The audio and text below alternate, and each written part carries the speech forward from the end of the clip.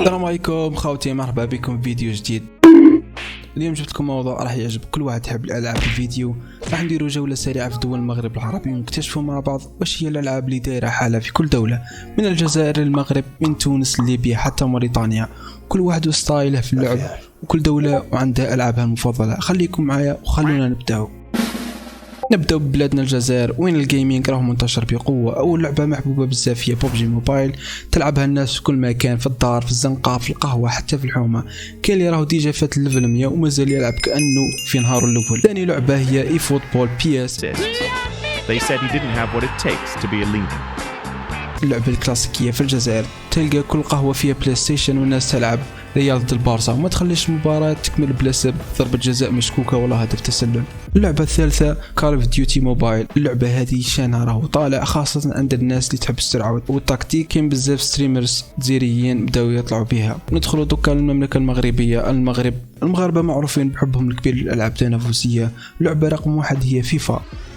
اللعبة ديما حاضرة في البيوت وحتى في الكافيهات. بزاف المغاربة دايرين ستريمينغ ديال فيفا ودايرين أجواء نار.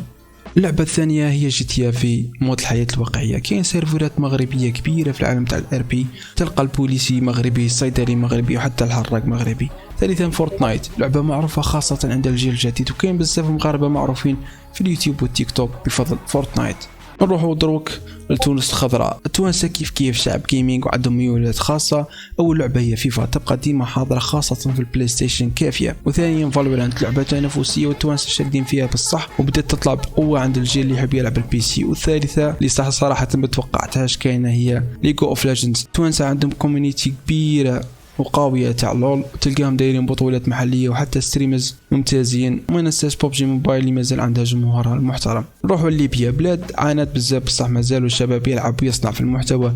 اللعبه رقم 1 هي فري فاير، خفيفه وتخدم حتى في النت البطيء، وهي اكثر لعبه شعبيه عند الصغار والكبار. والثانيه بوبجي موبايل، كاين بزاف شباب ليبيين دايرين كلانات مجموعات ويلعبوا باستمرار. وثالثا جي تي في، كاين ليبيين داخلين بقوه في عالم الار بي، والقصص اللي يديروها في السيرفرات تستاهل فيلم. كاين حتى ناس في ليبيا بداو يحبوا ماينكرافت، خاصه الجيل الجديد الصاعد. ونختتموا رحلتنا بموريتانيا، البلاد اللي راهي بعيده شوي اعلاميا بصح الجيمنج فيها راه كاين وحاضر بقوه. اللعبه الاكثر لعبا هي فري فاير، السبب تخدم على اجهزه ضعيفه وما تحتاج انترنت قويه. والثانيه هي فيفا، كاين ولاد حما يديروا بطولات خصوصا في المدن الكبيره كيما نوكشاط العاصمه.